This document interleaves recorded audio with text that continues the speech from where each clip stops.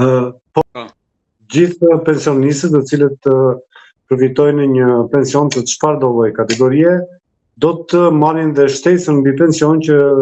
rezulton si rezultat i indeksimit të pensioneve me koeficientin e indeksimit të pensioneve në masën 2.5% sipas vendimit të fundit të Këshillit të Ministrave.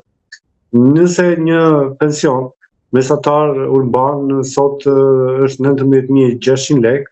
do të thotë që duke filluar nga nëntori, kjo kategori pensionistësh do të përfitojnë në 2.5% më shumë ose në vlerë absolute po them 490 lekë. Faktikisht doja rreth 500 lekë, gjithmonë bëhet fjalë për pensionin mesatar urban, sepse kuptohet që ka kategori pensionistësh të cilët përfitojnë më shumë se sa 19.600 lekë, po them çfarë është pensioni mesatar urban.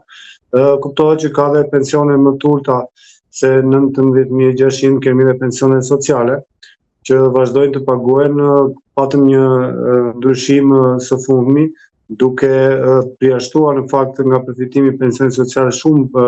përfitues, të cilët ju lindet drejta për të aplikuar dhe për të përfituar tashmë një pension pleqërie të plot, dhe këtu do thoja kjo për efekt ligjit numër 7 vitit 2025, ku njihen në periudhat e rritësisë në punë, pavarësisht se një person, një qytetar i vërteton ose jo ato vite. Gjithmonë bëhet fjalë për periudhën nga mosha 18 vjeç. Zoti Hashimi, nga pensioni social, me që u futëm në këtë begzim? Nëse një përfitues i një pensioni social sot riaplikon për të përfituar një pension pleqërie, vërtetohen me anë të ligjit numër 7 të vitit 2025, që ata plotësojnë në kushtin ligjor për 15 vjetësh, vjetësi në punë, dhe nuk do të përfitojnë tashmë një pension social, 9.710 lekë deri sot dhe 9.953 lekë duke filluar që nga 1 tetori i këtij viti, por do të përfitojnë një pension pleqërie të plot ose të pjesëm që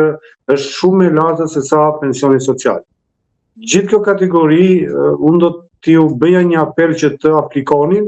për të përfituar një pension pleqërie, sepse nëse deri dje,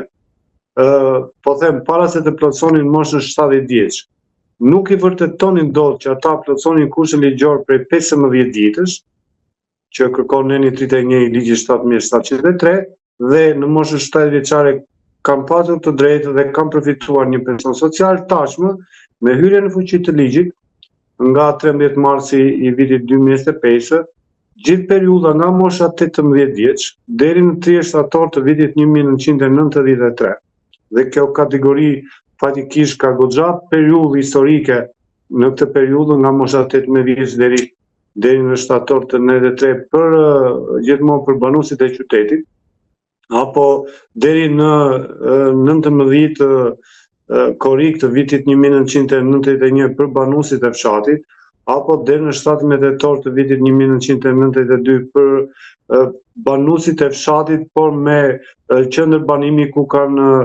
shtrirë aktivitetin, po them me ishën ndërmarrje bujqësore. Dhe gjithë kjo kategori, përveç faktit që deri në vitin 91, 92 dhe 93 kanë qenë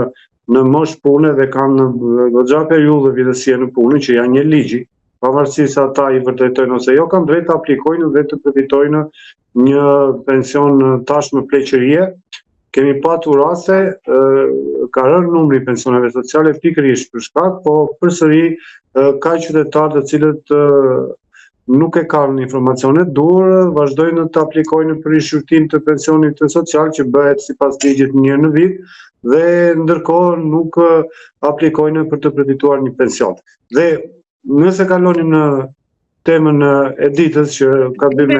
edhe diçka këtu, ndoshta unë gaboj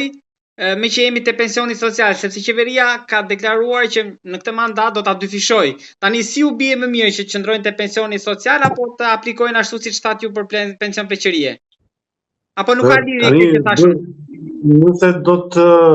kemi parasysh se si funksionon ligji për sigurimet shoqërore, çdo pension i caktuar pas datës 1 janar të vitit 2015 nuk mund të caktohet më i vogël se pensioni social.